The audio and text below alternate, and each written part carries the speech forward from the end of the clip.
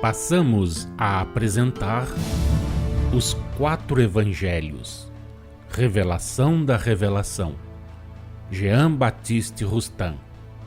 Narração, Paulo de Moraes.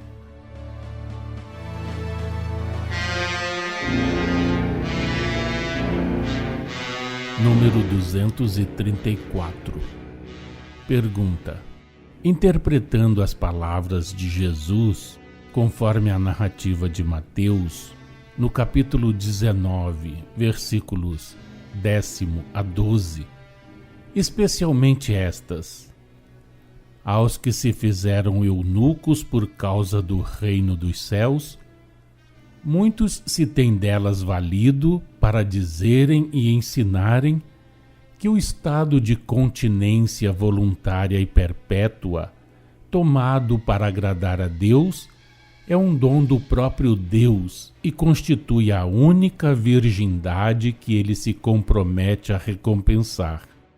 E mais, que Jesus aprovou os votos implícitos ou explícitos de celibato e os aconselhou, sendo isso o que levou a Igreja a fazer do celibato uma condição obrigatória para os padres e os membros das ordens monásticas e religiosas de ambos os sexos. Resposta: o ponto de partida era bom, falsa, porém, a aplicação. Pela inteligência que vos demos das palavras de Jesus, para que as entendais em espírito e verdade, deveis perceber que a Igreja não as compreendeu e lhes deu falsa aplicação. Sim, o celibato voluntário é agradável ao Senhor quando promana de um sentimento puro e desinteressado. Desde que não se sintam fortes para cumprir dignamente, com a abnegação e o desinteresse necessários, os deveres que a constituição da família impõe, fazem bem aos olhos de Deus o homem e a mulher, abstendo-se de a constituírem, qualquer que seja o sacrifício material, carnal que isso lhes custe. Quer um, quer outro, porém, deve ter e conservar sempre a liberdade de se encaminhar para o matrimônio, para a vida de família, logo que se sinta com força bastante para cumprir, segundo a lei divina, as obrigações que daí decorrem. Em se verificando tal condição, enveredar por aquele caminho representa ao mesmo tempo uma necessidade e um dever, pois que será a consagração das leis da natureza. Repetimos: o homem e a mulher que não sentirem em si a força de cumprir dignamente, com a abnegação e o desinteresse precisos, os deveres que a família impõe, fazem bem aos olhos de Deus em se absterem de a constituir, qualquer que seja o sacrifício material, carnal, que isso lhes custe, mas que essa abstenção não venha a subtrair da grande família humana um número considerável dos seus membros, que não se torne uma coroa que cause orgulho sob a influência deletéria ou do misticismo ou da preguiça, ou do fanatismo, ou da ambição, ou do egoísmo. Para que serviria em tal caso?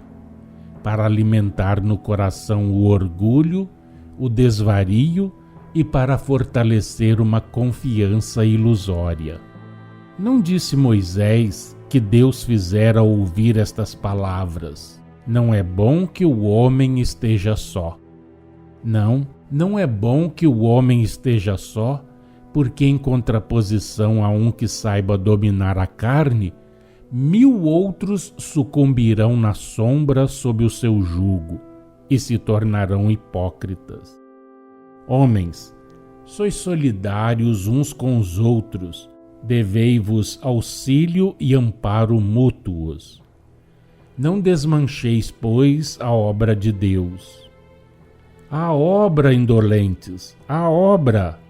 tendes o dever de trabalhar para o empreendimento geral, estais na obrigação de trazer a vossa gota d'água para o rio que corre sem cessar. A Igreja se extraviou, interpretando as palavras de Jesus no sentido de fazer do celibato perpétuo, por voto explícito, uma obrigação imposta ao padre e aos membros das ordens religiosas e monásticas dos dois sexos, de prescrever por voto implícito ao homem ou à mulher que se sentem fortes bastantes para o casamento, para a vida de família, que se furtem às leis naturais, que se sequestrem como meio de ganhar o reino dos céus. Jesus prometia recompensa à virgindade, mas a virgindade que constantemente livre de querer e oriunda de um sentimento puro e desinteressado, no sentido que vos acabamos de revelar das suas palavras, se mostre ativa e produtiva. Jamais ele prometeu recompensa alguma à preguiça, à indolência. Entre vós, alguns conquistaram a palma do triunfo. Quantos outros, porém, a viram cair a seus pés, reduzida a pó, justo no momento em que supunham poder arrebatá-la?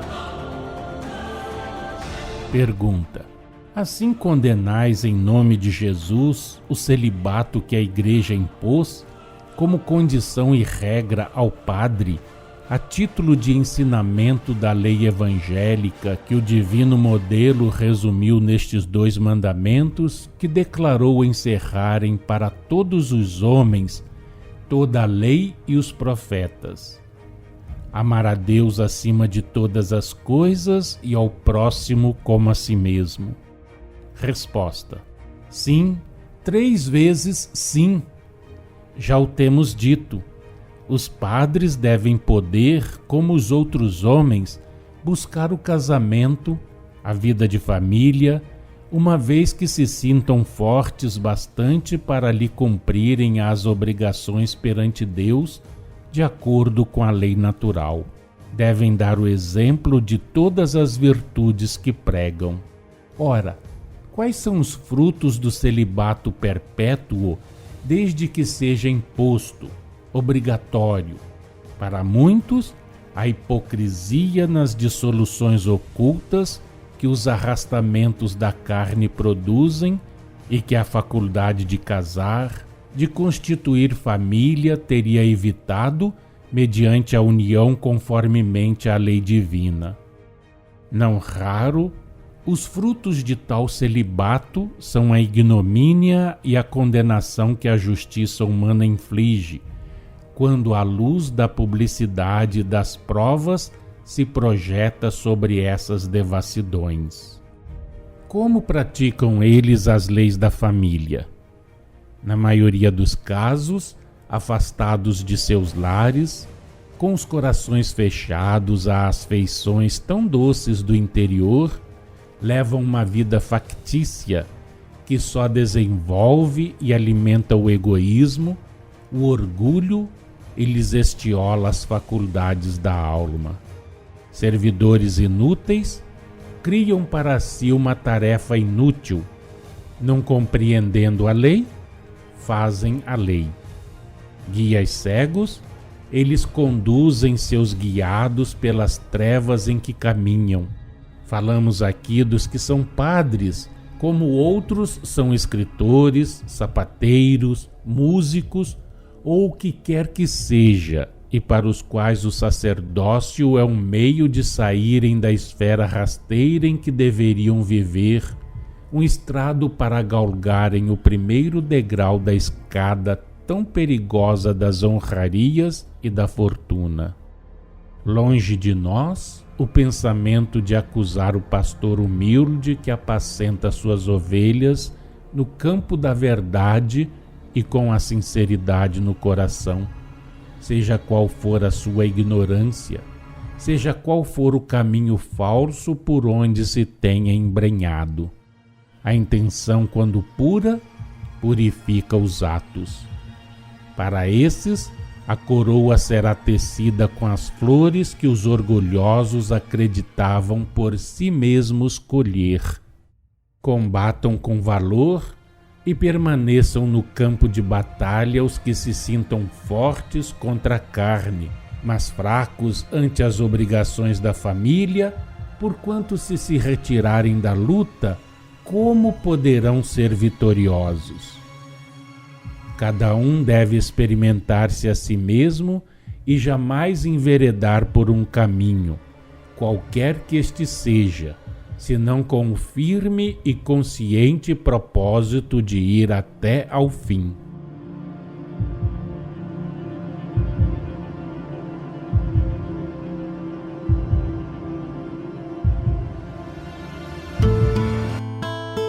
Acompanhe no próximo programa mais um trecho de Os Quatro Evangelhos, Revelação da Revelação, Jean Baptiste Rustin.